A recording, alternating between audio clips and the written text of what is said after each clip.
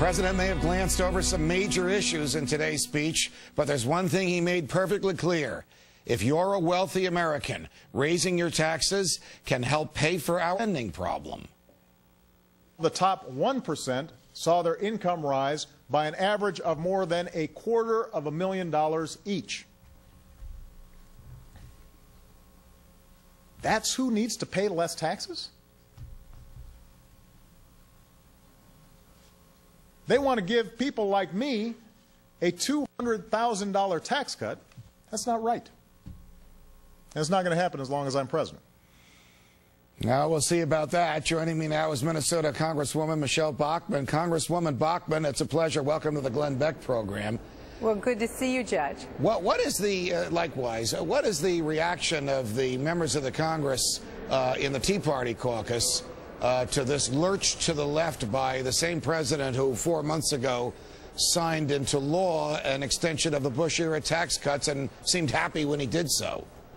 Well, no one takes him seriously with what he's saying because it's just same old, it's same song, second verse. The president is committed to class warfare. If you want to see this president irritated, angry, or sarcastic, watch what he says about people who he considers wealthy. That's people making $200,000 a year or more, or businesses. He has something against businesses. Maybe that's why we're not seeing private job creation. What you didn't hear out of President Obama is how we create more jobs in the private sector and how we create wealth. This is a good thing, but he's always attacking wealth creation. Right. You know, I fully agree with you when you say no one can take him seriously, Congresswoman Bachmann, because back in December when he did sign into law the extension of the Bush-era tax rates, he almost sounded like Milton Friedman. He basically said, in bad times, the government should take less of your money so you have more of it to invest. The times are no better now than they were 4 months ago. Now he wants to take $1 trillion out of the economy, give it to government. Have gotten that private enterprise produces wealth, the government merely consumes wealth. Well, that's exactly right. And President Obama, no president has ever come close to his level of deficits. In fact, President Obama's deficit this year will be 10 times that of George Bush in 2007, and George Bush was spending too much money. So if you take the first and second and now the third year with President Obama, his deficits in 3 years are $4.3 trillion.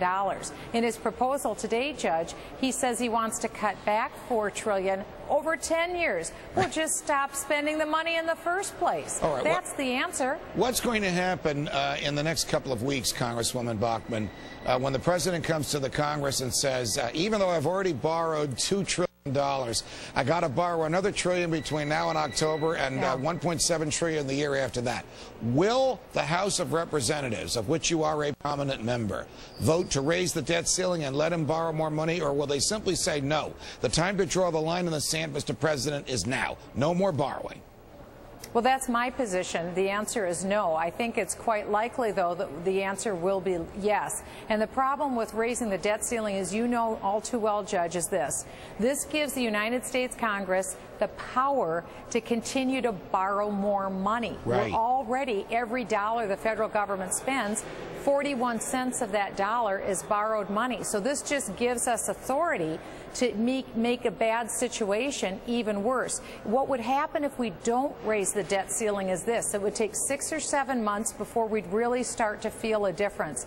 And it isn't that money would stop coming in. Right. Money would continue to come in. We just have to prioritize. So we'd pay our debts first. That's important. And then from there, we just couldn't pay for everything. Hey, maybe that's not such a bad idea. Just prioritize our spending. Why don't more Republicans think like you? Why aren't there more Republicans in the House of Representatives who will just say no to the borrowing? Now is the time to stop. We can't afford it. It's immoral to borrow money when we don't have the means or the intention to pay it back. Because the political establishment wants to keep this engine going without skipping a beat. I don't feel that way. I'm not a part of the political class or the political establishment. We can't keep this machine going. We shouldn't want to keep this machine going. What we should want is to have an efficient, functioning machine so that we can have a strong economy. I'm more interested in private job creation in the economy than I am about a bigger and bigger machine here in Washington, D.C. called the federal government. Before I let you go, Congressman Paul Ryan has made a very, very dramatic proposal to cut radically from the president's budget. Some people think he could cut more, but it's bigger than anyone ever expected.